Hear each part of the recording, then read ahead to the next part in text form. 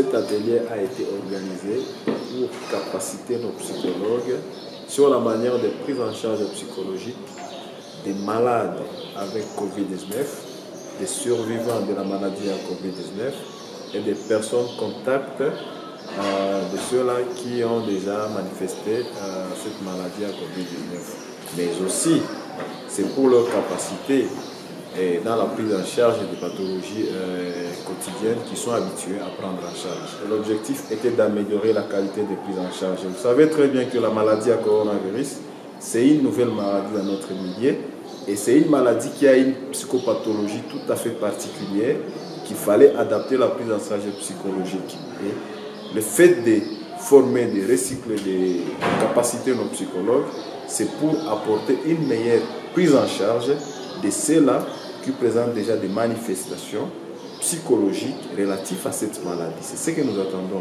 L'importance de cet aspect de prise en charge psychosociale, c'est pour rendre la prise en charge au complet.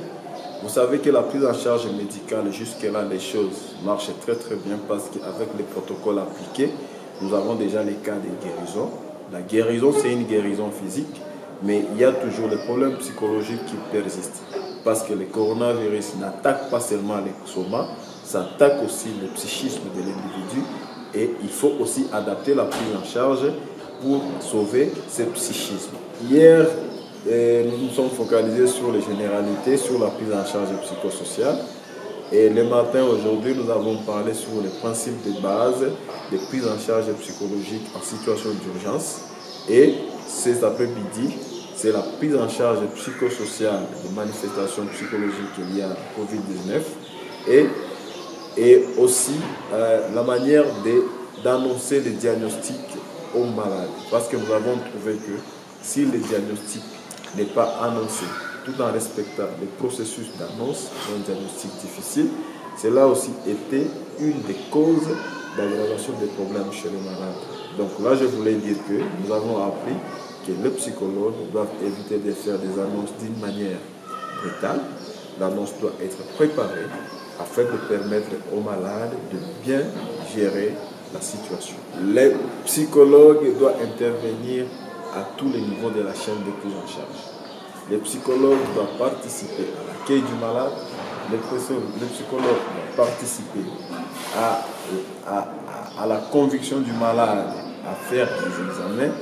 Les psychologues doivent participer à l'annonce du diagnostic. Les psychologues doivent participer à l'accompagnement du malade après la prise en charge médicale. Le message que je lance aux psychologues, c'est de s'approprier la matière qu'ils ont reçue, d'aller appliquer ça en une pratique quotidienne, car ça va leur permettre de bien améliorer la qualité de prise en charge de notre population en souffrance. Nous avons les psychologues cliniciens de l'hôpital général de référence de Panzi, nous avons les psychologues cliniciens de l'hôpital général de référence de Chiriri, de l'hôpital général de référence de Bagira, de la prison centrale et du centre Dom Bosco du Pageco. Nous nous sommes focalisés sur nos partenaires dans le cadre du projet, mais au niveau provincial, il y a toute une équipe de riposte et dans cette équipe de riposte, il y a la sous-commission psychosociale qui est chargée de cette formation. Donc ce que nous avons fait n'était que juste un renforcement des capacités par rapport à cela, à ce que la province avait fait en ce qui concerne la prise en charge psychosociale.